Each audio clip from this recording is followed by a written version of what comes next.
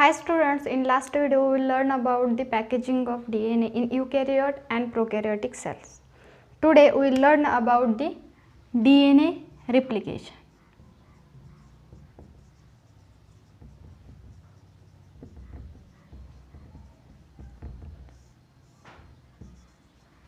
DNA replication मध्ये generally जो काही DNA आहे तो डुप्लिकेट होतो, त्याबद्दल आपण माहिती घेणार. तर DNA बद्दल जनरल स्ट्रक्चर जे आहे ते आपण स्टडी केलेलं आहे आणि त्याचबरोबर 11th मध्ये तुम्ही सेल डिव्हिजन मध्ये स्टडी केलेलं आहे की sale cycle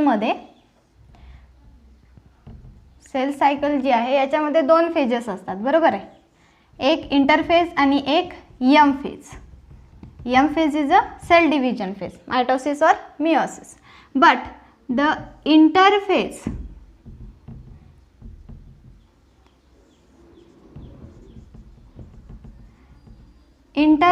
is a preparatory phase for the cell.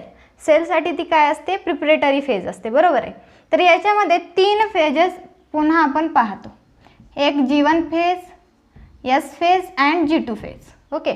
Generally G1 phase आणि G2 फेज जिथे की ग्रोथ होते, जी काही सेलची डेव्हलपमेंट आहे ती कुठे होते तर G1 आणि G2 मध्ये होते.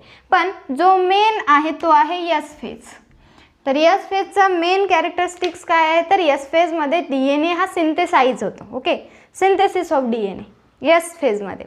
तर सेल डिव्हिजन मध्ये सिंथेसिस ऑफ DNA काय आहे किंवा कसा होतो जो तुम्ही इथे शिकलात की इथे सेलमध्ये DNA जो आहे डॉटर सेलमध्ये इक्वल पार्टमध्ये जे काही मटेरियल आहे ते ट्रान्सफर करण्यासाठी सेल काय करतो, एस फेजमध्ये DNA सिंथेसिस करतो, म्हणजे DNA डुप्लिकेट करतो किंवा त्यालाच आपण DNA रिप्लिकेशन म्हणतो. तर इथे DNA सिंथेसिस होतं हे तुम्ही ऐकलेलं आहे. पण आता हे DNA सिंथेसिस काय असतं हे जनरलमध्ये आपण इथे पाहणार आहोत डिटेलमध्ये. तर याच्यामध्ये एस फेजमध्ये DNA हा सिंथेसाइज होतो आणि इथून मग सेल डिव्हिजन होतं. डिव्हिजनला सेल हा एम फेजमध्ये जातो आणि तिथे मग सेल जो आहे मदर सेल हा दोन डॉटर सेल्समध्ये इक्वल पार्टमध्ये मटेरियल ट्रान्सफर करतो. तर आता DNA सिंथेसिस, DNA रिप्लिकेशन जे आहे ते आपण स्टडी करणार. पण महत्त्वाचं म्हणजे DNA जो आहे तो एक युनिक कॅरेक्टर आहे, कारण की तो वेगवेगळे रोल प्ले करतो. जसे की वेगवेगळे मॉलिक्युल्स त्याच्यापासून सिंथेसिस होतात, त्याचबरोबर स्वतः DNA हा डुप्लिकेट होतो. म्हणजेच काय तर जे काही सेम DNA आहे तो फॉर्म करतो आहे, म्हणजे copy to the identical DNA itself. तर सेम आयडेंटिकल DNA तो काय करतोय तर डुप्लिकेट करतोय. तर जो काही DNA डुप्लिकेट करणार आहे आणि जो DNA डुप्लिकेट होतो तो काय करतो तर कॅरियर ऑफ जेनेटिक मटेरियल म्हणून आपण तिथे स्टडी केलेलं आहे. तर तो एक कॅरियर आहे, जे काही जेनेटिक मटेरियल असतं तो ट्रान्सफर करतो, कॅरी करतो. तर जनरली DNA रिप्लिकेशनमध्ये जो काही particular unique structure of DNA आहे त्याचं डुप्लिकेशन कसं होतं आणि तो कसा दोन DNA फॉर्म करू शकतो ते आपण स्टडी करणार आहोत.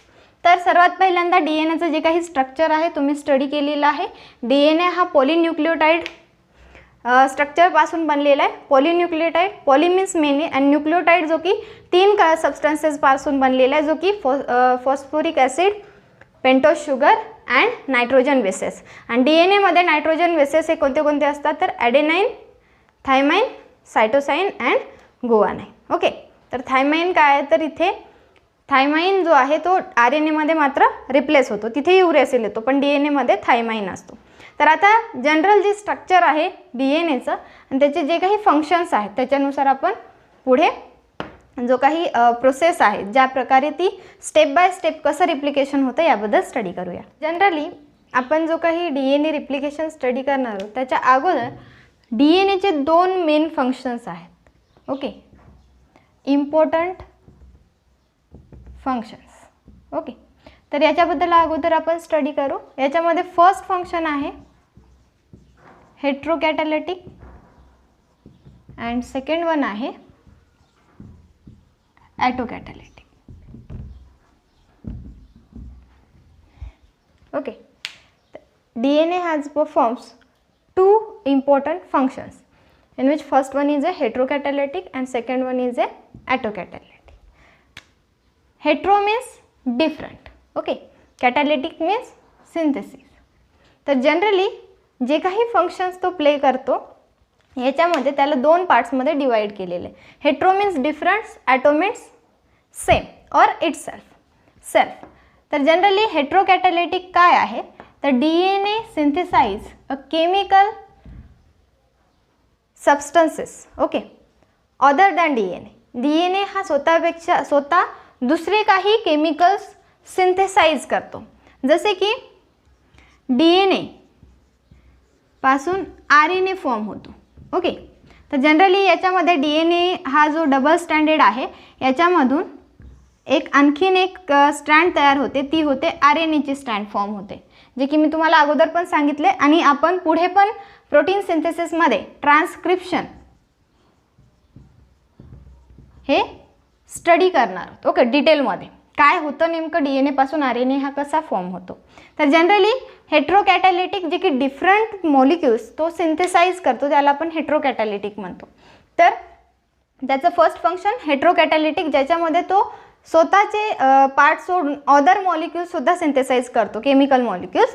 तर त्याला काय म्हटलं जातं, हेट्रोकॅटालिटिक म्हटलं जातं. तर DNA पासून RNA फॉर्म होणे म्हणजेच काय, ट्रान्सक्रिप्शन.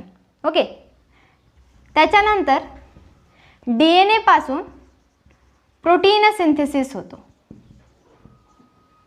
सिंथेसिस होतो, याला काय म्हटलं जातं, ट्रान्सलेशन.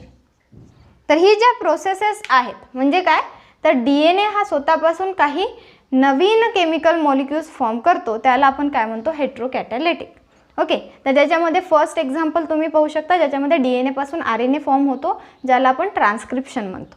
आणि त्याचबरोबर DNA पासून प्रोटीनसुद्धा फॉर्म होतात, ज्याला आपण काय म्हणतो, ट्रान्सलेशन म्हणतो. या दोन्ही ज्या आहेत पूर्ण प्रोटीन सिंथेसिस जो पुढचा पार्ट आहे त्याच्यामध्ये आपण डिटेलमध्ये याबद्दल स्टडी करणार. Okay, letter.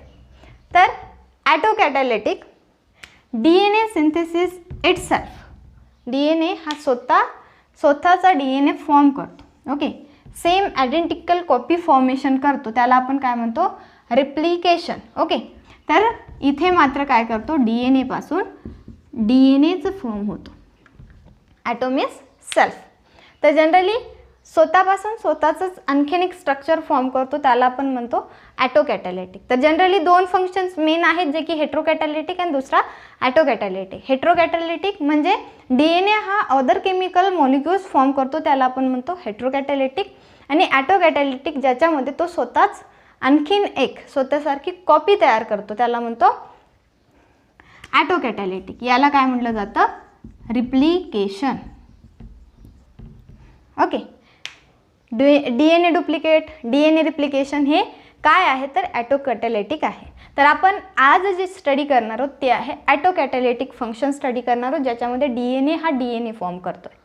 आणि हा जो पार्ट आहे हेट्रोकॅटालिटिक हा याच्यानंतर स्टडी करणार. ओके, तर आपण DNA पासून DNA म्हणजेच काय, रिप्लिकेशन ज्याला DNA रिप्लिकेशन ज्याला आपण म्हणतो ते आपण स्टडी करणार. तर याच्यामध्ये जनरली युकॅरियोटिकच्या इंटरफेजमध्ये एकच वेळेस DNA सेल डिव्हिजन होत असताना सेल सायकलमध्ये एस फेजमध्ये DNA सिंथेसिस होतं, बरोबर आहे.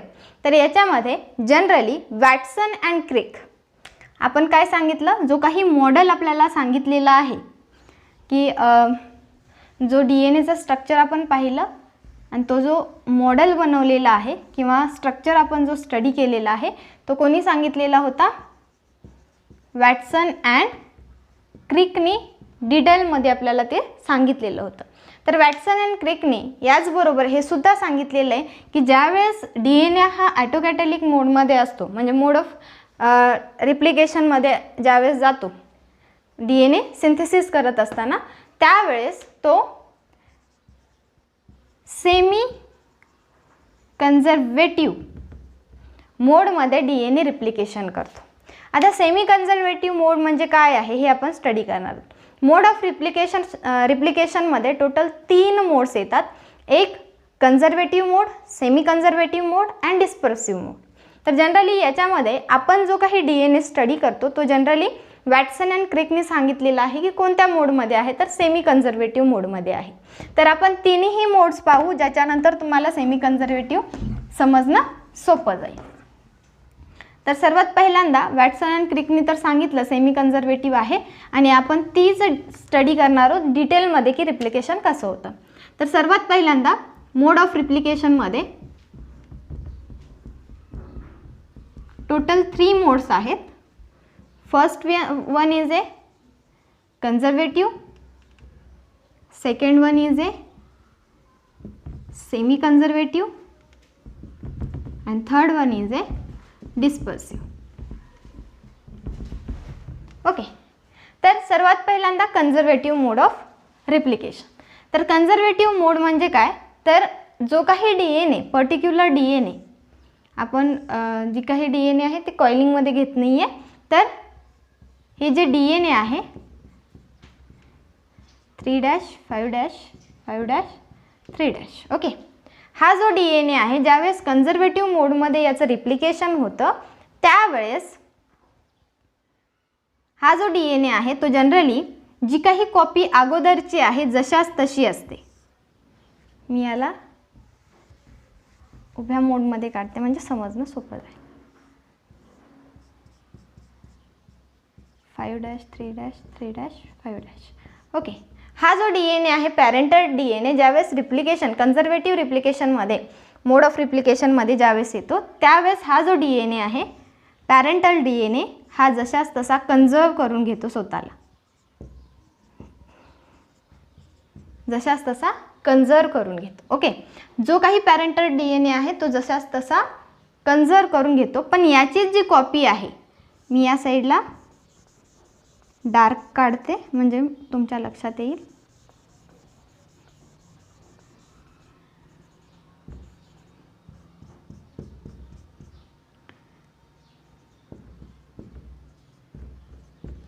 ओके, तर याच्यामध्ये काय येतं, तर हा जो पहिला पॅरेंटल DNA आहे ज्यावेळेस कन्झर्वेटिव्ह मोड ऑफ रिप्लिकेशनमध्ये रिप्लिकेट करतो स्वतःला त्यावेळेस मात्र हा जो DNA आहे पॅरेंटल DNA कन्झर्व करून घेतो स्वतःला आणि तो तसाच राहतो. आणि ज्यावेळेस त्याची कॉपी फॉर्म होते न्यूली सिंथेसाइज्ड जो DNA असणार आहे तो काय असणार आहे, तर तो कॉपी फॉर्ममध्ये याची कॉपी फॉर्म होते. तर हा जो आहे तो आहे पॅरेंटल DNA, हा सुद्धा आहे पॅरेंटल DNA.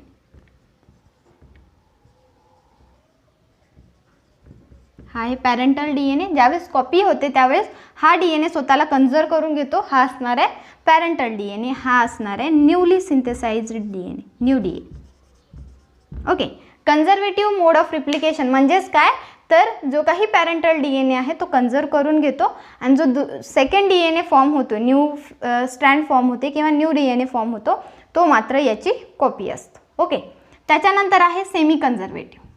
आणि सेमी कन्झर्वेटिव्ह DNA हा कोणता आहे, तर आपण जो काही स्टडी केलेला DNA आहे तो सेमी कन्झर्वेटिव्ह DNA आहे.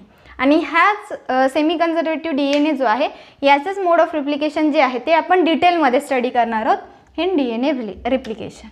तर सेमी कन्झर्वेटिव्ह DNA म्हणजेच काय, तर फॉर एक्झाम्पल हा आहे पॅरेंटल DNA,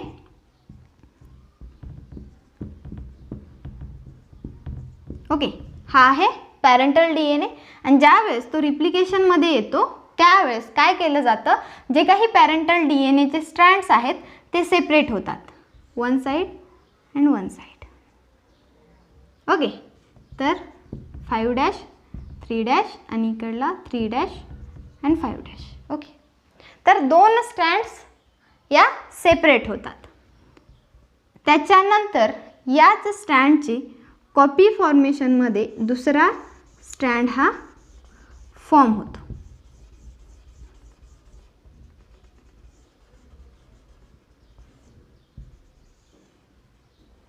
ओके, तर इथे काय पाहिलं, तर जो काही पॅरेंटल DNA आहे पॅरेंटल DNAचे दोन स्ट्रँड्स हे सेपरेट होतात आणि ज्यावेळेस सेपरेट होतात त्यावेळेस मात्र ते काय करतात, दोन्ही साईडला सेपरेट करून प्रत्येक स्ट्रँडला एक न्यू स्ट्रँड फॉर्म होते. तर याच्यामध्ये 5' 3' 3' 5' 3' 5' 5' 3'. तर याच्यामध्ये तुमच्या लक्षात येईल हा जो आहे तो पॅरेंटल DNA स्ट्रँड आहे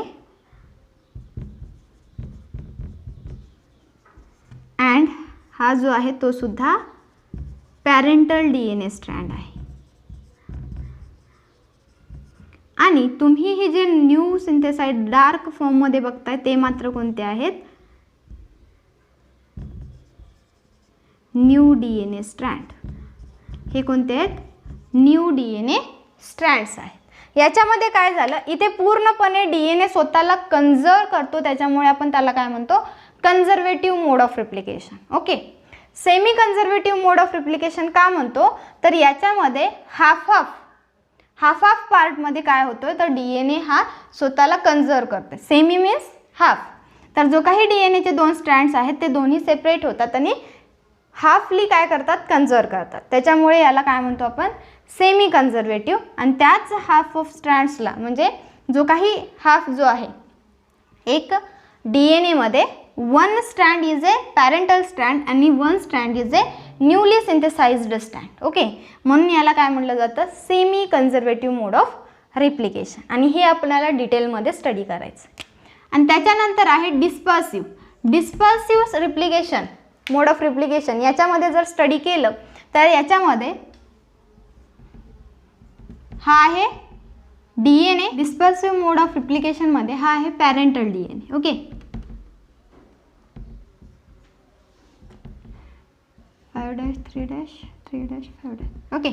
हा जो पॅरेंटल DNA आहे हा डिस्पर्सिव्ह का म्हणलं जातं? कारण की याच्यामध्ये जो काही DNAचे स्ट्रँड्स आहेत, पॅरेंटल DNAचे स्ट्रँड्स आहेत, याच्यामधले काय होतात तर पार्ट हे तुकडे होतात. प्रत्येक पार्ट हा कट केला जातो. पीसेसमध्ये ते काय होतात? फॉर्म होतात. आणि त्याच्यानुसार फॉर एक्झाम्पल DNAचे हे स्ट्रँड्स इथे फॉर्म झाले आणि हाच DNAचे जे काही अदर स्ट्रँड्स आहेत म्हणजे इथे इथे आणि इथे. ओके. तर दोन स्ट्रँड्स पीसेसमध्ये कट होतात आणि पॅरेंटल DNAचे स्ट्रँड्स आपण इथे पाहिले. पण याच्याच बरोबर जो काही पार्ट आपल्याला दिसतोय याच्या अपोजिटली जे काही पीसेस स्ट्रँडचे आहेत तसेच न्यू सिंथेसाइज्ड स्ट्रँड्स पीसमध्ये फॉर्म होतात. तर इथे सुद्धा एक न्यू सिंथेसाइज्ड पीस फॉर्मेशन होईल आणि इथे सुद्धा.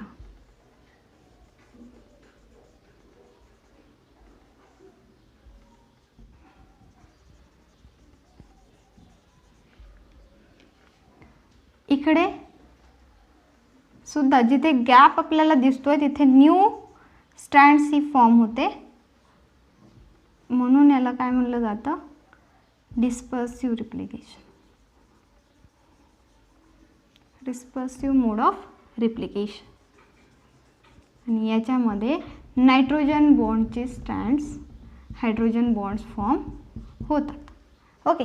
तर हे जे स्ट्रँड्स फॉर्मेशन होतं याच्यामध्ये आपण पाहू शकतो की जे काही स्ट्रँड्स फॉर्म झालेले आहेत याच्यामध्ये जो काही थिन मी काढलेला आहे तो आहे parental strand, parental DNA strand. आणि जो काही डार्क पार्टमध्ये मी दाखवलेला आहे ते आहे न्यू DNA स्ट्रँड. ओके. तर जनरली मोड ऑफ रिप्लिकेशन हे 3 टाईप्सचे आहेत. याच्यामध्ये जो काही मेन आहे तिन्ही समजण्यासाठी खूप सोपे आहेत. फर्स्ट कन्झर्वेटिव्ह ज्याच्यामध्ये पॅरेंटल DNA हा पूर्णपणे कन्झर्व करतो आणि दुसरा जो काही न्यू DNA फॉर्म होतो तो त्याची कॉपी असतो. ओके. तर याला काय म्हणतो आपण? Conservative DNA. Second one semi conservative DNA ज्याच्यामध्ये पॅरेंटल DNAचे जे 2 स्ट्रँड्स आहेत ते सेपरेट होतात. ओके. आणि त्याच्यासोबतच न्यू स्ट्रँडचे फॉर्म होतात. तर याला आपण काय म्हणतो? याच्यामधला हाफ स्ट्रँड हा पॅरेंटल आहे, हाफ स्ट्रँड हा न्यूली सिंथेसाइज्ड आहे. म्हणून याला काय म्हटलं जातं? Semi conservative DNA. त्याच्यानंतर आहे डिस्पर्सिव्ह. डिस्पर्सिव्हमध्ये जनरली आपण पाहतो तर डिस्पर्सिव्हमध्ये जे काही पॅरेंटल DNA आहेत त्याचे मात्र काय होतात? स्ट्रँडचे पीस फॉर्मेशन होतं आणि त्या पीसचा जो काही अदर पार्ट आहे तो कोणाचा फॉर्म होतो? तर न्यूली सिंथेसाइज्ड DNAचा स्ट्रँड फॉर्म होतो. म्हणून त्याला आपण डिस्पर्सिव्ह म्हणतो. तर जनरली आपल्याला जो डिटेलमध्ये स्टडी करायचा आहे तो आहे सेमी कन्झर्वेटिव्ह. आणि ते कोणी सांगितलेलं आहे तर वॅटसन अँड क्रिकने सांगितलेलं आहे की जो काही DNA आपण स्टडी केलेला आहे तो सेमी कन्झर्वेटिव्ह मोड ऑफ रिप्लिकेशनमध्ये येतो. Now we learn in detail semi conservative mode of replication is proposed by Watson and Crick. Step by step we are study the replication of DNA.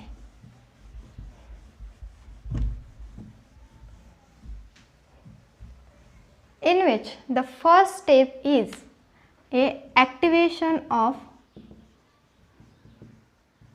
nucleotides. Activations of nucleotides.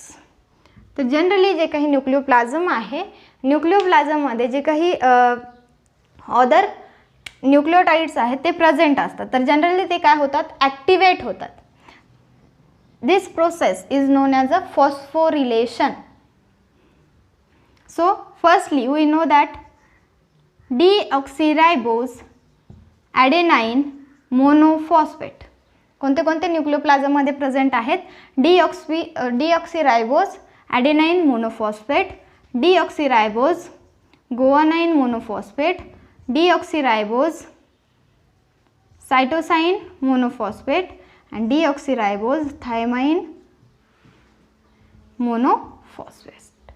हे nucleotides काय आहेत, present आहेत न्यूक्लियोप्लाझममध्ये. पण याच्यामध्ये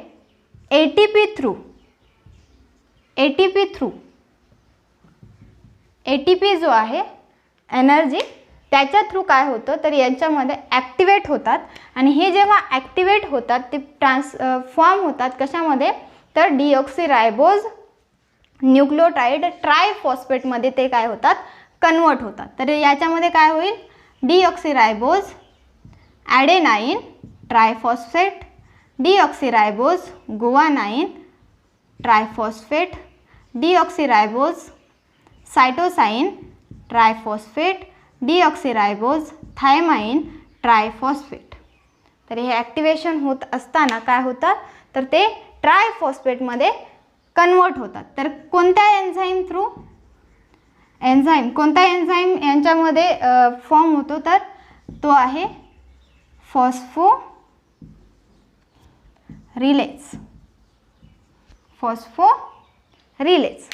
जो काही फॉस्फोरिलेज enzyme आहे, फॉस्फोरिलेज enzyme through जे काही न्यूक्लियोप्लाझममध्ये प्रेझेंट असणारे न्यूक्लियोटाइड्स आहेत ते काय होतात, ॲक्टिवेट होतात. रिप्लिकेशन प्रोसेस ज्यावेळेस होणार असते, म्हणजेच काय, जीवन फेजमधून ज्यावेळेस सेल एस फेजमध्ये येते तिथे सिंथेसिस फॉर्मेशन होतं. तर तिथे सर्वात पहिल्यांदा जी स्टेप होते ती आहे activation of nucleotides.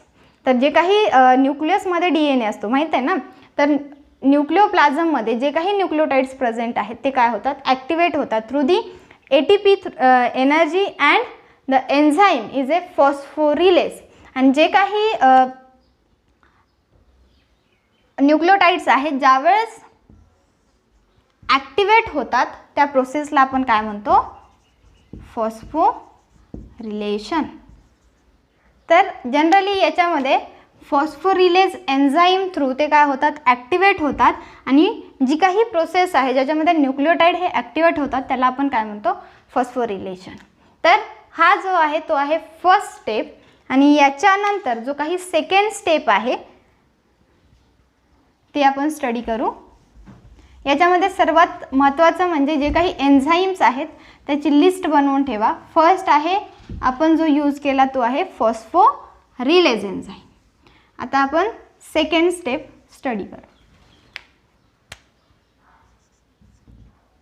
Point of origin और इनिशिएशन पॉइंट. जनरली जो काही DNA आहे तो आपल्याला माहीत आहे डबल हेलिकल स्ट्रक्चर आहे, बरोबर आहे. तर हा जो DNA आहे या DNA मध्ये जनरली जिथून रिप्लिकेशन होणार आहे त्या the unit of DNA having a replication, this unit is known as a replicon. काय म्हटलं जातं, रिप्लिकॉन. ओके. तर जनरली जो काही initiation means starting point and origin, जिथून ओरिजिन होणार, तर जो काही पार्ट जिथून पर्टिक्युलर पॉईंट्सपासून ओरिजिन होणार आहे त्याला काय म्हटले जातं, ओ साईट. काय म्हटलं जातं, ओ साईट, आणि जिथून स्टार्ट झाला आणि कुठेतरी तो डुप्लिकेट होऊन एंड होतो, त्या एंड पॉइंटला टर्मिनेशन पॉइंट कोणता असणार आहे, तर तो असणार आहे टी साइट और अ ओ पॉइंट और साइट किंवा टी साइट और अ टी पॉइंट. ओके. तर जनरली जो काही डबल हेलिकल स्ट्रक्चर आहे, आपण जनरली युकॅरियोटमधला जो DNA आहे याबद्दल स्टडी करतोय. तर याच्यामध्ये आता DNA रिप्लिकेट होणार आहे, तर पर्टिक्युलर काय असलं पाहिजे, कुठून तरी स्टार्ट होणार असणार आहे, बरोबर आहे. जिथून स्टार्ट होतो त्याला काय म्हटलं जातं, ओ साईट, आणि जिथे एंड होतो त्याला म्हटलं जातं टी साईट, ओराय साईट सुद्धा म्हणलं जातं. ओके. तर जनरली जो काही युकॅरियोटिक DNA असेल, युकॅरियोटिक जे काही DNA आहेत त्याच्यामध्ये जनरली मेनी ओ साइट्स तुम्हाला दिसतात. कोणत्याही DNA वरती, युकॅरियोटिक DNA वरती पर्टिक्युलर किती साइट्स तुम्हाला भेटतील जिथून DNA हा रिप्लिकेशनसाठी यूज होऊ शकतो. पण प्रोकॅरियोटमध्ये जे काही प्रोकॅरियोटिक DNA आहे त्याच्यामध्ये जर स्टडी केलं तर याच्यामध्ये आपल्याला माहिती आहे की तो सर्क्युलर DNA असतो, बरोबर आहे. तो कसा असतो, सर्क्युलर DNA असतो. तर या DNA मध्ये पर्टिक्युलर एकच साइट जी आहे ती काय असते,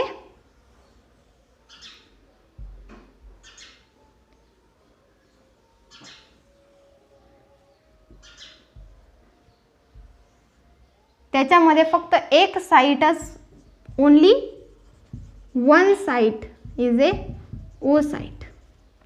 फक्त एकच अशी ओ साइट असते जिथून ती DNA रिप्लिकेशन हा ओरिजिन होतो. तर मेन डिफरन्स लक्षात आला, युकॅरियोटिक सेलमध्ये खूप साऱ्या ओ साइट्स तुम्हाला भेटतील जिथे DNA हा रिप्लिकेट्स होऊ शकतो. पण प्रोकॅरियोटिक सेलमध्ये फक्त आणि फक्त एकच ओ साइट असते, म्हणजे ओरिजिन साइट असते. तर याच्यामध्ये जो काही ओरिजिन साइट आहे जिथून DNA रिप्लिकेट होणार आहे त्याला काय म्हटलं जातं, रिप्लिकॉन. आणि फॉर एक्झाम्पल आपण समजू की इथे जो आहे तो ओ पॉइंट आहे. ओके. तो काय, ओ साइट आहे, म्हणजेच काय, ओ रिप्लिकॉन आहे. तर इथे काय आहे, तर एंडोन्यूक्लियस एन्झाईम हा अटॅच होतो. काय होतो, एंडोन्यूक्लियस एन्झाईम हा अटॅच होतो. आता इथे आला सेकंड एन्झाईम. फर्स्ट एन्झाईम आपण बघितलं फॉस्फोरिलेज, आणि हा आहे सेकंड जो की एंडोन्यूक्लियस. फॉस्फोरिलेजनी काय केलं, तर जे काही न्यूक्लियोटाइड्स आहेत त्यांना काय केलं, ॲक्टिवेट केलं. आता हा एंडोन्यूक्लियस जो एन्झाईम आहे, जनरली जो काही ओ साइट आहे जिथे रिप्लिकेशन स्टार्ट होणार आहे त्या पॉइंटला तो अटॅच असतो, आणि त्या एंडोन्यूक्लियस थ्रू काय केलं जातं, जो काही फॉस्फोडायस्टर बॉन्ड आहे त्याला निक केलं जातं. एंडोन्यूक्लियस थ्रू काय केलं जातं, त्याला निक केलं जातं. ओके. तर हा सर्वात पहिल्यांदा ओ साइटवरती अटॅच होतो. आता याच्यानंतर इथे सेकंड पॉईंट तुमच्या लक्षात आला, ओरिजिन पॉईंट ऑफ ओरिजिन किंवा इनिशिएशन पॉईंट. स्टार्टिंग पॉईंट कोणता आहे रिप्लिकेशनसाठीचा, सेकंड स्टेप आपल्या लक्षात आली. तर याच्यानंतर आपण स्टडी करणार आहोत थर्ड स्टेप आपण स्टडी करणार आहोत. त्याच्यामध्ये थर्ड स्टेप जी आहे ती आहे अनवाइंडिंग ऑफ DNA मॉलिक्युल्स. जो काही DNA मॉलिक्यूल आहे तो आता अनवाइंड होईल. तर जनरली याच्यामध्ये काय काय होतं ते स्टडी करू. हा जो DNA आहे तो आपण पाहिला, ज्याच्यामध्ये जो काही ओ साइट आहे तिथे काय झालं, एंडोन्यूक्लियस हा अटॅच झाला. जो काही फॉस्फोडायस्टर बॉन्ड आहे याच्यावरती त्यांनी निक केलं.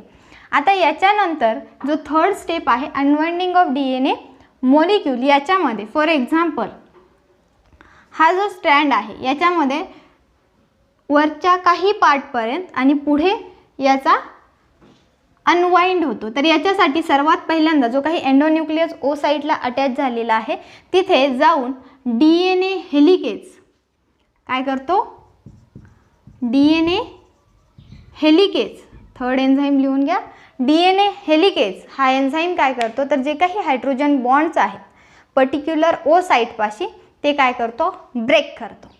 तर जनरली हा जो स्ट्रक्चर आहे याला जर आपण बघितलं तर यावेळेस हा जो पार्ट आहे तो आपल्याला काय दिसेल, या शेपमध्ये दिसेल. ओके, वाय शेपमध्ये. तर जनरली जे काही बॉन्ड्स होते ते त्यांनी काय केले, ब्रेक्स केले. हा आहे ओ साईट. ओके, तर इथे काय झाला, जे काही बॉन्ड्स आहेत त्यांना ब्रेक करण्यासाठी DNA हेलिकेज, मी इथे डॉट लेग स्ट्रक्चर दाखवते म्हणजे तुम्ही समजू शकता की हा काय आहे, DNA हेलिकेज एन्झाईम हा ओ साईटवरती आला आणि त्याच्यामुळे काय झालं, तर जे काही पार्ट्स आहेत ते बॉन्ड्स काय झाले, ब्रेक झाले आणि आपल्याला हे जे स्ट्रक्चर आहे ते काय झालं, दोन स्ट्रँड्स हे सेपरेट होताना दिसले. पण हे जे दोन स्ट्रँड्स आहेत ते जरी सेपरेट झाले असले तरी यांची काय होऊ शकते, पुन्हा रिकॉइलिंग होऊ शकते. काय होऊ शकते, पुन्हा त्यांची रिकॉइलिंग होऊ शकते. तर हे जे रिकॉइलिंग आहे ती स्टॉप करण्यासाठी, कारण की पुढची जी प्रोसेस आहे, पुढचे दोन स्ट्रँड्स फॉर्म होणं गरजेचं आहे, बरोबर आहे. पॅरेंटल स्ट्रँड्स तर आहेतच, पण त्याचबरोबर न्यूली स्ट्रँड्स फॉर्म होणं गरजेचं आहे. तर याच्यासाठी हे जे आहेत ते लगेच काय होऊ शकतात, रिकॉईल होऊ शकतात किंवा रिजॉईन होऊ शकतात. तर ते होऊ नयेत यासाठी काय केलं जातं, तर या स्ट्रँड्सना एक पर्टिक्युलर प्रोटीन जो आहे तो काय करतो, दोन्ही स्ट्रँड्सना बाइंड करून ठेवतो, म्हणजे ते काय राहतील, सेपरेट राहतील. ओके, ते काय राहतील, सेपरेट राहतील. तर हा जो प्रोटीन आहे तो आहे SSBP, म्हणजेच काय, इथे लिहिते मी,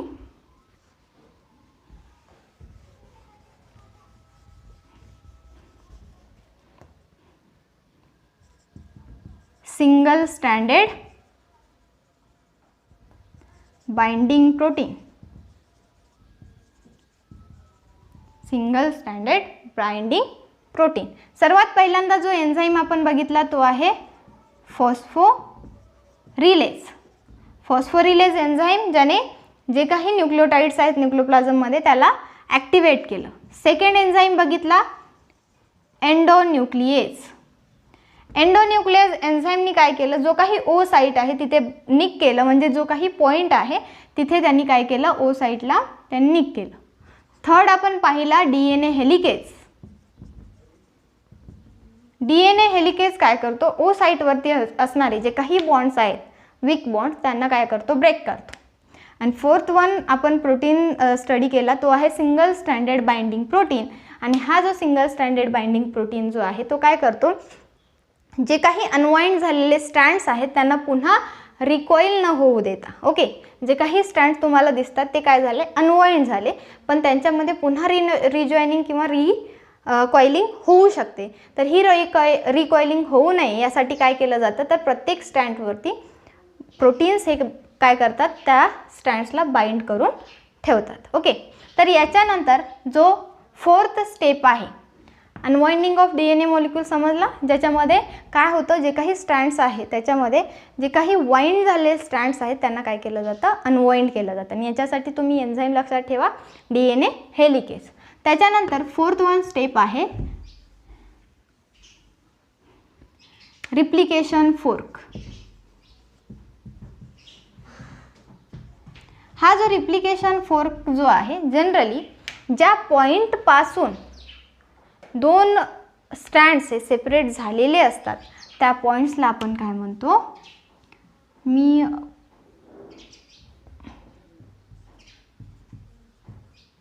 चालतो,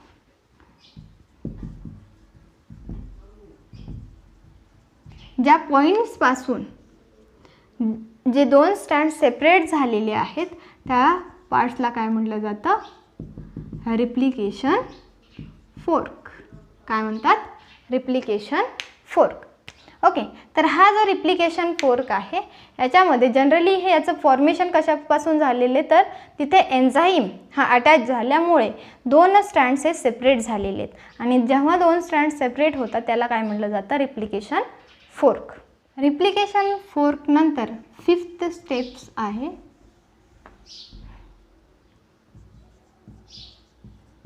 synthesis of new strand 4th स्टेपपर्यंत आपण जे काही पॅरेंटल स्ट्रँड्स आहेत, हा काय आहे पॅरेंटल DNA, बरोबर आहे. या पॅरेंटल DNA पासून 2 स्ट्रँड्स कसे सेपरेट झाले हे पाहिलं. तर आता हे 2 स्ट्रँड जे सेपरेट झालेले आहेत ते न्यू स्ट्रँड फॉर्मेशन कसे करतात ते आपण पाहणार. फॉर एक्झाम्पल, हा आहे 3', हा आहे 5', हा आहे 5', हा आहे 3'. ओके. तर याच्यामध्ये जनरली जो काही सिंगल एक जो पार्ट आहे याला काय म्हटलं जातं, टेम्पलेट किंवा मोड. ओके, मोड किंवा टेम्पलेट म्हणून आपण त्याला ओळखू शकतो. तर हा आहे टेम्पलेट, जसा की हा 1 टेम्पलेट आणि हा 2nd टेम्पलेट. तर जनरली याच्यावरती जर आपण पाहिलं तर फॉर एक्झाम्पल आपण असं करू, याच्यावरती पर्टिक्युलर एक नायट्रोजन बेसेस लिहू. ॲडेनाईन, गुआनाईन, सायटोसाईन, थायमाईन, ॲडेनाईन, गुआनाईन, सायटोसाईन. ओके. आणि इकडे सुद्धा लिहू जे की याच्या अपोजिट असणार आहेत. ॲडेनाईन, थायमाईन, गुआनाईन, सायटोसाईन, सायटोसाईन, गुआनाईन, थायमाईन, ॲडेनाईन, ॲडेनाईन, थायमाईन, ॲडेनाईन, थायमाईन, गुआनाईन, सायटोसाईन, सायटोसाईन, गुआनाईन. ओके.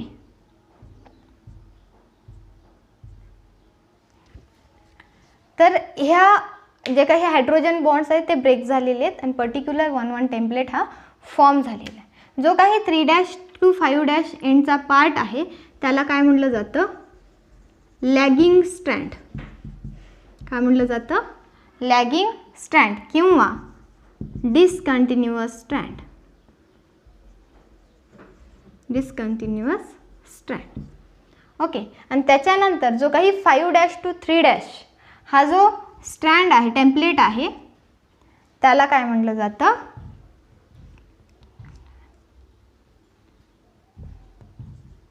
लीडिंग स्ट्रँड आहे, लीडिंग स्ट्रँड. आणि त्याला ऑरमध्ये तुम्ही म्हणू शकता कंटिन्युअस स्ट्रँड. ओके, काय म्हणू शकता, कंटिन्युअस स्ट्रँड. तर आता पूर्णपणे आपल्याला स्ट्रक्चर माहीत झालेलं आहे, कोणता पार्ट कोणता आहे. तर हा आहे पॅरेंटल DNA. त्याच्यामध्ये ज्यावेळेस DNA हेलिकेज थ्रू बॉन्ड्स जे काही हायड्रोजन बॉन्ड्स आहेत ते ब्रेक झाले ओ साईटवरती, त्यावेळेस 2 स्ट्रँड्स फॉर्म झाले. ओके. हे जे 2 स्ट्रँड्स आहेत त्याला सेपरेटली काय म्हटलं जातं, टेम्पलेट म्हटलं जातं. आणि त्याच्यामध्ये 3' to 5' जो काही स्ट्रँड तुम्हाला दिसतोय त्याला म्हटलं जातं लॅगिंग स्ट्रँड आणि जो काही 5' to 3' आहे त्याला म्हटलं जातं लीडिंग स्ट्रँड. याच्यामध्ये आता न्यूली सिंथेसिस कसं होतं, तर जनरली याच्यामध्ये RNA प्रायमर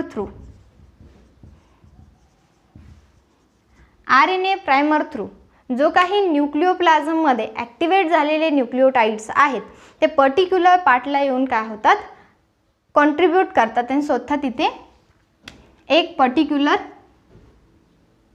स्टँड फॉर्मेशनसाठी पार्टिसिपेट करतात. तर ज्यावेळेस जनरली सिंथेसिस फॉर्मेशन होतं म्हणजे पर्टिक्युलर स्टँड फॉर्मेशन होते, न्यू स्टँड फॉर्मेशन होते, तर जनरली ती काय होते, तर 5' to 3' मध्ये फॉर्म होते. ओके, 5' to 3' मध्ये ती फॉर्म होते. तर हा जो लीडिंग स्ट्रँड आहे याच्यामध्ये जनरली हा जो पार्ट आहे याच्यामध्ये कंटिन्युअस एक स्ट्रँड फॉर्म होते. जो काही RNA प्रायमर आहे तो काय करतो, एक कंटिन्यू स्ट्रँड फॉर्म करतो. तर जो काही पर्टिक्युलर स्ट्रँड्स आहेत याच्यामध्ये आपल्याला एक पर्टिक्युलर स्टँड हा भेटतो. तर जो काही कंटिन्युअस स्टँड आहे RNA प्रायमर इथे अटॅच होतो आणि जे काही न्यूक्लिओप्लाझममध्ये असणारे ॲक्टिवेट झालेले जे काही न्यूक्लिओटाइड्स आहेत ते काय होतात, पर्टिक्युलर स्टँडला येऊन अटॅच होतात. तर याच्यामध्ये G is always pair with guanine, always pair with cytosine, cytosine always pair with guanine, thymine always pair with adenine, adenine always pair with thymine, guanine always pair with cytosine, cytosine always pair with guanine, and thymine always pair with adenine. Adenine and thymine having a 2 hydrogen bonds, guanine, cytosine having the 3 hydrogen bonds. Okay, तर continuously इथे आपल्याला formation दिसेल. Okay, तर इथे जो आहे तो continuous strand form होतो, म्हणून आपण लीडिंग स्ट्रँडला काय म्हणलं, कंटिन्यू फॉर्मेशन. ओके, इथे जो न्यू स्ट्रँड फॉर्म झाला, जनरली आपण सांगितलं 5' to 3' डायरेक्शनमध्ये तो काय होतो, स्ट्रँड फॉर्म होतो. पण ज्यावेळेस 3' जो पार्ट आहे, ओके, हा जो 5' to 3' फॉर्मेशनमध्ये जो काही बॉन्ड न्यू स्ट्रँड फॉर्मेशन झाला तो कंटिन्युअस होतो विदाऊट टेकिंग अ ब्रेक.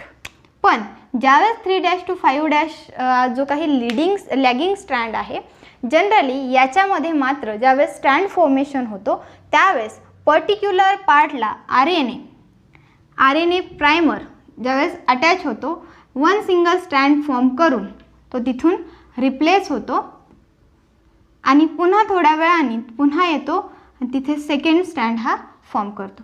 पण ज्यावेळेस हे स्ट्रँड्स फॉर्म होतात त्यावेळेस एक पर्टिक्युलर गॅपनी ते फॉर्म होतात, म्हणजे पीसेसमध्ये तो स्ट्रँड फॉर्म होतो, म्हणून आपण त्यांना काय म्हणलं, डिसकंटिन्युअस स्ट्रँड. तर इथे असणारे 5' आणि इथे असणारे 3'. ओके, तर 5' to 3' डायरेक्शनमध्ये जो काही स्ट्रँड फॉर्मेशन झाला तो कंटिन्युअस स्ट्रँड असेल, आणि ज्यावेळेस 3' to 5' मध्ये फॉर्मेशन होणार असेल त्यावेळेस मात्र RNA हा येतो, तिथे एक स्ट्रँड फॉर्म करतो, तिथून तो रिप्लेस होतो, असे ते पीसेसमध्ये काय होतात, स्ट्रँड फॉर्मेशन होतात.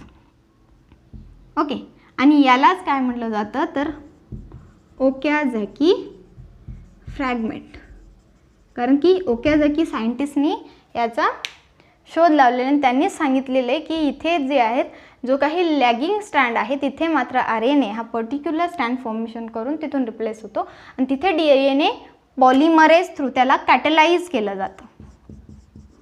DNA पॉलिमरेज थ्रू कॅटलायझेशन होतं न्यू स्ट्रँड जे फॉर्म झालेले आहेत त्याचं. म्हणजेच काय तर इथे पुन्हा सायटोसाइन always pair with guanine, guanine always pair with cytosine, adenine always pair with thymine, thymine always pair with adenine, cytosine always pair with guanine, guanine always pair with cytosine, and adenine always pair with thymine. Okay, double hydrogen bond, triple hydrogen bond, triple hydrogen bond, double hydrogen bond, double hydrogen bond, triple hydrogen bond, triple hydrogen bond. Okay, तर हा जो part आहे ज्याच्यामध्ये दोन strands, synthesis of new strands आपण पाहिलं, ज्याच्यामध्ये एक जो आहे DNA पॉलिमरेज थ्रू जे काही ॲक्टिवेट झालेले न्यूक्लिओटाइड्स आहेत न्यूक्लिओप्लाझममध्ये ते काय होतात, पर्टिक्युलर पार्टला येऊन एक स्ट्रँड फॉर्मेशनमध्ये पार्टिसिपेट करतात, ज्याच्यामध्ये पर्टिक्युलर न्यूक्लिओटाइड सोबत म्हणजे पर्टिक्युलर नायट्रोजन बेस सोबत जो काही पेअर आहे तो येऊन तिथे अटॅच होतो. तर या प्रकारे म्हणजे RNA प्रायमर थ्रू ते तिथे अटॅच होतात आणि ज्यावेळेस DNA न्यू स्ट्रँड्स फॉर्म होतात तेव्हा DNA या सिंथेसिससाठी DNAचं न्यू स्ट्रँड फॉर्म होण्यासाठी DNA पॉलिमरेज हा काय करतो, त्यांना कॅटलाइज करतो. ओके, तर हा आहे सिंथेसिस ऑफ न्यू स्ट्रँड. आता lagging strand and leading strand जे आहेत इथेच DNA रिप्लिकेशन संपत नाही आहे, कारण की इथे फ्रॅगमेंट्समध्ये आपल्याला पार्ट दिसतो, पूर्णपणे एक पूर्ण DNA स्ट्रँड्स इथे फॉर्म झालेले नाही आहेत. तर आता पर्टिक्युलर लॅगिंग स्ट्रँड म्हणजे काय आणि लीडिंग स्ट्रँड म्हणजे काय हे डिटेलमध्ये आपण पुढच्या पार्टमध्ये म्हणजेच 6th स्टेप जी आहे त्याच्यामध्ये स्टडी करणार आणि त्यांचं मॅच्युरेशनसुद्धा कसं होतं, ते मॅच्युअर कसे होतात ते सुद्धा आपण पाहणार. तर 6th स्टेप आहे lagging strand, lagging and leading strand.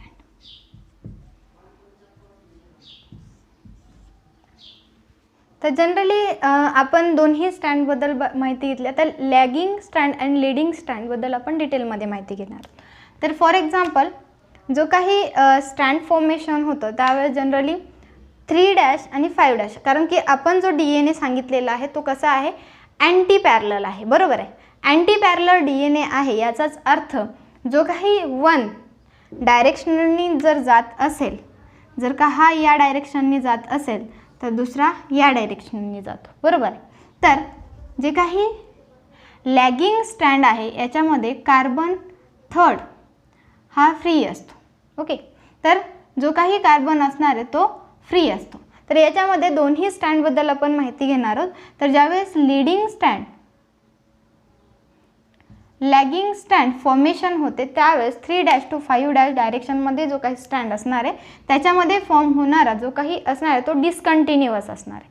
तर याच्यामध्ये जनरली आपण DNA सिंथेसिसमध्ये जो काही पार्ट फॉर्म होणार आहे याच्यामध्ये लॅगिंग स्टँड जो की 3' to 5' एंडमध्ये आहे, पण याचा जो काही अपोजिट न्यू स्टँड फॉर्म होणार आहे तो कसा असणार आहे 3' to 5'. पण ज्यावेळेस तो फॉर्म होतो, आता फॉर एक्झाम्पल हा जो पार्ट आहे याच्यामध्ये 3' to 5' फॉर्मेशन झालेलं आहे. ओके, पण त्याच्या अपोजिट ज्यावेळेस फॉर्मेशन होतं म्हणजे या साईडनी ज्यावेळेस होतं, ओके, तर त्यावेळेस तो काय असेल अपोजिटली होईल, म्हणजेच काय 3' to 5' मध्ये. ओके, तर याच्यामध्ये जनरली हा अपोजिटनी फॉर्म होतो. तर ज्यावेळेस हे स्टँड्स फॉर्म होतात म्हणजेच काय 3' to 5' फॉर्मेशनमध्ये झालेलं आहे आणि 5' to 3' फॉर्मेशनमध्ये झालेलं. पण ज्यावेळेस सिंथेसिस ऑफ न्यू स्टँड होते त्यावेळेस ती काय होते 5' to 3' होते. आणि ज्यावेळेस 5' to 3' होते त्यावेळेस मात्र लीडिंग स्टँडमध्ये जो काही न्यू स्टँड फॉर्म होणार आहे तो कसा असणार आहे कंटिन्युअस स्टँड असणार आहे. ओके, कारण की पर्टिक्युलर पार्टमध्ये तो आपल्याला कसा येईल व्यवस्थित कंटिन्युअसली फॉर्म होता येईल. तर RNA प्रायमर थ्रू पर्टिक्युलर जे काही न्यूक्लियोटाइड्स प्रेझेंट आहे ॲक्टिवेट झालेले आहेत ते कॉम्प्लिमेंटरी स्टँड फॉर्म करतील. पण जो काही मेन पार्ट आहे लॅगिंग स्टँडचा याच्यामध्ये मात्र इथे रफ डायग्राममध्ये पहा. फॉर एक्झाम्पल हा लॅगिंग स्टँड आहे. ओके, हा जो लॅगिंग स्टँड आहे याच्यामध्ये आपण पाहिलं फर्स्टली 3' आणि हा आहे 5'. ओके, आणि याच्यामध्ये आपण सांगितलं की ज्यावेळेस RNA प्रायमर अटॅच होतो त्यावेळेस तो काय करतो पर्टिक्युलर एक स्टँड फॉर्म करतो, कारण की ती कशी असणार आहे 5' to 3' डायरेक्शनमध्ये होणार आहे, बरोबर आहे. पण इथे काय 3' to 5' डायरेक्शनमध्ये आहे. तर ज्यावेळेस ती स्टँड फॉर्म करते त्यावेळेस तुम्हाला लक्षात येईल की एक पर्टिक्युलर पार्ट फॉर्म झाल्याच्या नंतर म्हणजेच काय for example adenine and guanine and cytosine, thymine, adenine, guanine, cytosine, thymine असे पर्टिक्युलर न्यूक्लियोटाइड्स आहेत. तर RNA प्रायमर ज्यावेळेस पर्टिक्युलर स्टँड फॉर्म करते त्यावेळेस इथे जो आहे इथून RNA प्रायमरला काय केलं जातं रिमूव्ह केलं जातं आणि तिथे येतो DNA पॉलिमरेज. DNA पॉलिमरेज जेव्हा इथे अटॅच होतो त्यावेळेस तो पर्टिक्युलर जे काही स्टँड्स आहेत त्याच्यासोबत जे कॉम्प्लिमेंटरी बेस पेअर्स आहेत ते त्यांना फॉर्म केले जातात, थायमाइन, सायटोसाइन अँड गोवानाइन. ओके, पुन्हा DNA पॉलिमरेज हा निघून जातो, इथे RNA प्रायमर येतो आणि RNA प्रायमर एक पर्टिक्युलर स्टँड फॉर्म करतो, तिथे पुन्हा DNA पॉलिमरेज येतो, तो पर्टिक्युलर स्टँड्स फॉर्म जे काही नायट्रोजन बेसेस आहेत तो ॲड करतो, तिथून DNA पॉलिमरेज जातो आणि तिथे RNA प्रायमर येतो आणि असे ओक्याझाकी फ्रॅगमेंट हे फॉर्म होतात. तर जनरली DNA पॉलिमरेज जे आहेत ते यूकॅरियोटिक आणि प्रोकॅरियोटिक सेलमध्ये जे काही DNA रिप्लिकेशन होतं त्याच्यामध्ये वेगळे आहेत. तर जनरली DNA पॉलिमरेज जो आहे प्रोकॅरियोटिक सेलमध्ये DNA पॉलिमरेज फर्स्ट हा जो एन्झाईम आहे तो इथे फॉर्म होतो, कुठे प्रोकॅरियोटिक सेलमध्ये. पण यूकॅरियोटिक सेलमध्ये तो असणार आहे DNA पॉलिमरेज अल्फा. तर आपण यूकॅरियोटिक सेलमधला स्टडी करतो म्हणजे इथे कोणता असणार आहे तर DNA पॉलिमरेज अल्फा हा जो एन्झाईम आहे तो पर्टिक्युलर काय करतो या सिंथेसिसला कॅटालाइज करतो. ओके, तर याच्यानंतर आपल्याला हे स्टँड्स फॉर्म झालेले माहीत झाले. पण आता जे काही लीडिंग अँड लॅगिंग स्टँड्स आहेत याचं मॅच्युरेशन कसं होतं, हे मॅच्युअर कसे होतात याच्यामध्ये सब पॉईंट आपण बघतोय. Maturation of leading or lagging stand. तर जनरली याच्यानंतर 7 जो काही एन्झाईम आहे तो आहे DNA लिगेज. जनरली याला बायोलॉजिकल ग्लू म्हणून सुद्धा ओळखलं जातं किंवा बायोलॉजिकल गम म्हणून सुद्धा ओळखलं जातं. जर जे काही फ्रॅगमेंट्स तुम्हाला कट झालेले दिसतात त्या पर्टिक्युलर पार्टवरती DNA लिगेज एन्झाईम हा अटॅच होतो आणि तो जो स्ट्रँड्स आहे तो स्ट्रँड्स कसा होतो पुन्हा कंटिन्युअस स्ट्रँड फॉर्मेशन होतो. आणि तिथे आपल्याला जो काही डिस्कंटिन्युअस ओकाझकी सायंटिस्टनी जो ओकाझकी फ्रॅगमेंट ज्याला नाव दिलेलं आहे त्याच्यामध्ये DNA लॅगेज एन्झाईम थ्रू ते काय केले जातात, अटॅच केले जातात आणि तिथून एक न्यू स्ट्रँड फॉर्म होते. याच्यानंतर जे काही स्ट्रँड्स फॉर्म झालेले आहेत, आता पर्टिक्युलर पॅरेंटल स्ट्रँड्स तर आहेतच आणि त्यासोबतच आपल्याला न्यूली फॉर्म्ड स्ट्रँडसुद्धा भेटलेले आहेत. याच्यानंतर जो लास्ट वन एन्झाईम आहे DNA गायरेज और टोपोआयसोमरेज,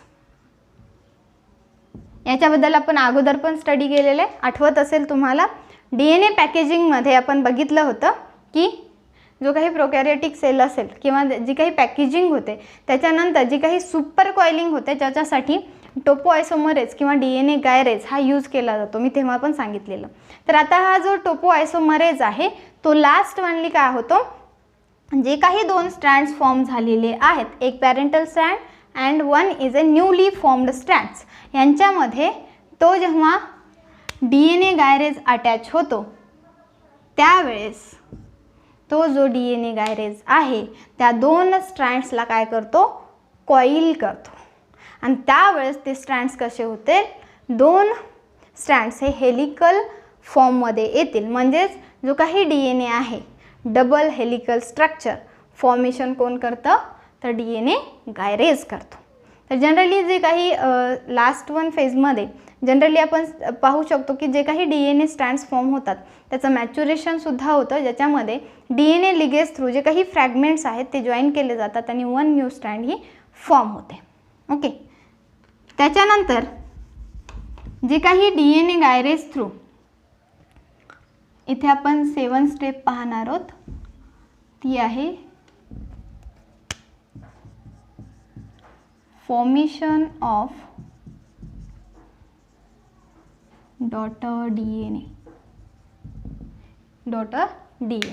तर जनरली दोन स्ट्रँड ज्या फॉर्म झालेले आहेत त्याच्यामध्ये सुपर कॉइलिंग होते कशा थ्रू, टोपोआयसोमरेज थ्रू, आणि दोन डॉटर DNA हे हेलिकल स्ट्रक्चरमध्ये आपल्याला भेटतात. तर DNA सिंथेसिस जे काही S फेजमध्ये आहे तेव्हा दोन स्ट्रँड्स ह्या पर्टिक्युलर पार्टनी काय होतात, फॉर्म होतात आणि दोन डॉटर सेल्स फॉर्म होतात. तर याच्यामध्ये जर पाहिलं तर वन पॅरेंटल स्ट्रँड आहे आणि हा जो SSBP आहे सिंगल स्टँडर्ड बाइंडिंग प्रोटीन हा तिथून रिमूव्ह होतो. तर हा जो फर्स्ट स्टँड आहे तो पॅरेंटल स्टँड आहे आणि एक जो आहे तो न्यूली सिंथेसाइज्ड आहे, म्हणून आपण त्यांना काय म्हणतो, semi conservative type mode of replication. DNA रिप्लिकेशनमध्ये semi conservative type of mode of replication कशाला म्हटलं जातं, ज्याच्यामध्ये वन स्टँड ही पॅरेंटल स्टँड असते आणि सेकंड स्टँड ही न्यूली सिंथेसाइज्ड स्टँड असते. तर जनरली हा जो DNA रिप्लिकेशन आहे त्याच्यामध्ये आपण पाहिलं की जनरल सर्वात पहिल्यांदा फॉस्फोरिलेज थ्रू जे काही न्यूक्लिओटाइड्स आहेत ते काय होतात, तर ॲक्टिवेट केले जातात, मोनोफॉस्फेटपासून ते ट्रायफॉस्फेटमध्ये कन्वर्ट होतात. त्याच्यानंतर सेकंड वन आहे एंडोन्यूक्लियस, जो काही ओ साईट आहे म्हणजे ओरिजिन साईट और इनिशिएशन साईट आहे. ओके, तर जिथे एंड होईल त्याला आपण T साईट म्हणतो. तर जी काही इनिशिएशन पॉईंट आहे, जे स्टार्टिंग पॉईंट आहे तिथे एंडोन्यूक्लियस हा निक करतो. त्याच्यानंतर DNA हेलिकेज जी काही ओ साईट आहे तिथे जे काही हायड्रोजन बॉन्ड्स आहेत त्यांना ब्रेक केलं जातं आणि त्याला पर्टिक्युलरली तो अटॅच राहतो. त्याच्यानंतर सिंगल स्टँडर्ड बाइंडिंग प्रोटीन, ज्यावेळेस हायड्रोजन बॉन्ड्स हे ब्रेक होत जातात त्यावेळेस दोन स्टँड्स हे सेपरेट होतात, पण हे दोन स्टँड्स हे कंटिन्युअस सेपरेट फॉर्ममध्ये राहावेत जोपर्यंत दुसरा न्यू स्टँड्स हे दोन्हीला फॉर्म होत नाही तोपर्यंत. म्हणून या दोन स्टँड्सना पर्टिक्युलरली बाइंड करून ठेवण्यासाठी जो प्रोटीन आहे पुन्हा त्यांची रिजॉईनिंग किंवा रिकॉइलिंग होऊ नये यासाठी सिंगल स्टँडर्ड बाइंडिंग प्रोटीन हे काय केले जातात, त्या स्टँड्सवरती अटॅच केले जातात. त्याच्यानंतर RNA प्रायमर जनरली जो आहे तो काय करतो, तर जे काही न्यूक्लिओटाइड्स ॲक्टिवेट झालेले आहेत न्यूक्लिओप्लाझममध्ये त्यांच्या थ्रू तो जो काही स्टँड आहे त्याचा कॉम्प्लिमेंटरी स्टँड तो फॉर्म करतो. तर DNA पॉलिमरेज ज्याच्या थ्रू त्यांचे काय होते, कॅटलायझेशन केलं जातं.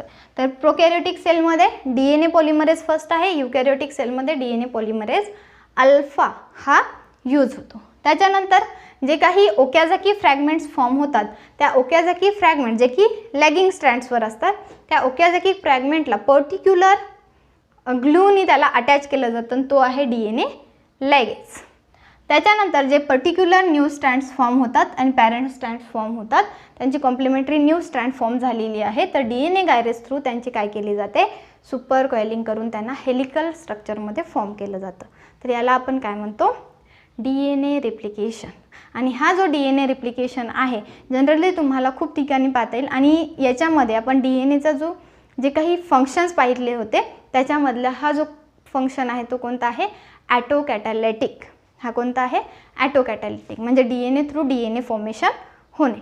आणि तो जो हेट्रोकॅटॅलिटिक आहे तो आपण प्रोटीन सिंथेसिस ज्यावेळेस स्टडी करणार आहोत त्यावेळेस पाहणार आहोत, ज्याच्यामध्ये ट्रान्सक्रिप्शन आणि ट्रान्सलेशन पार्ट असणार आहे. ट्रान्सक्रिप्शन ज्याच्या थ्रू DNA पासून RNA फॉर्म होतो आणि DNA पासून प्रोटीन फॉर्मेशन होतं.